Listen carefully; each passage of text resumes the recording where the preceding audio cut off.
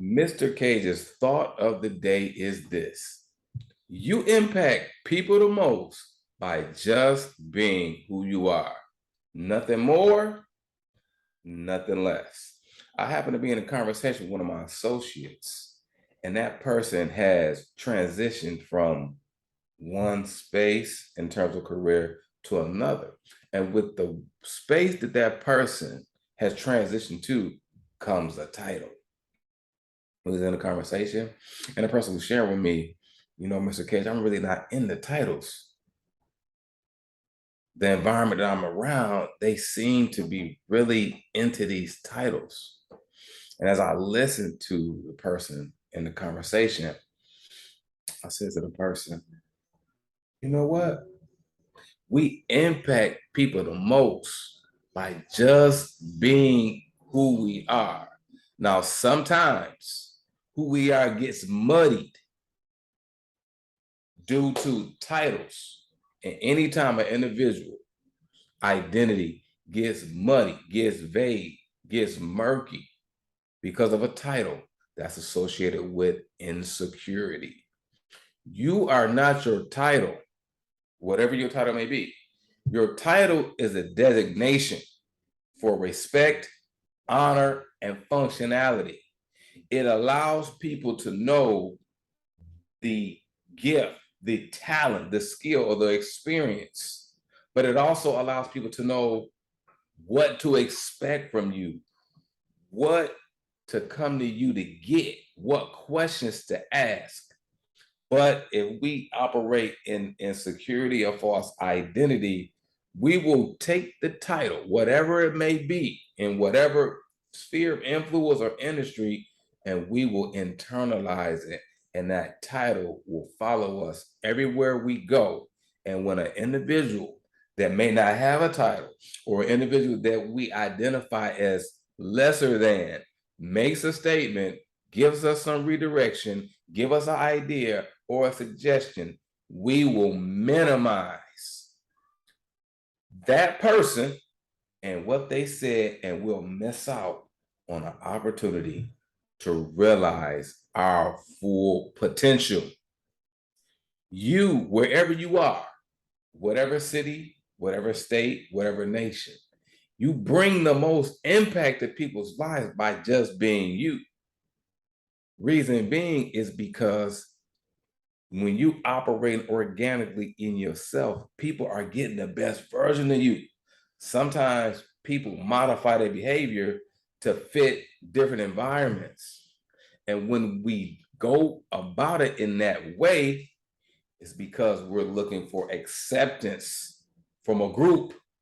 It's a psychological need, it's a human need. We have to be accepted by a group from a psychological standpoint because this is associated with the sense of belonging. If a person doesn't understand who they are, they're going to look for that validation. They're going to look for that affirmation. They're going to do extra. When I say extra, they're going to do stuff that's outside of their true identity. I was once in a conversation with a lady that was near and dear to my heart. I consider her as a mother. She passed on years ago. And she was in the community doing work, and she was excited about the work that she was doing, but she couldn't understand why people were responding the way they were to her. And she was saying to me, baby, I was helping this person, helping out in different areas, and I'm just being me. I said, yeah, see, people are not accustomed to you. They're just getting exposed to who you are. So as she was functioning in her true identity, as she was being herself and nothing else, the impact that people felt from that was amazing. I told her, see, you take you as common because you're accustomed to who you are.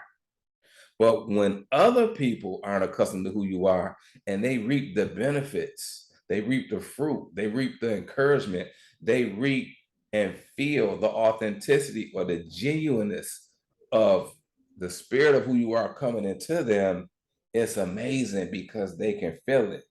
Too many individuals in this life are trying to be something that they're not and trying to be someone who they're not.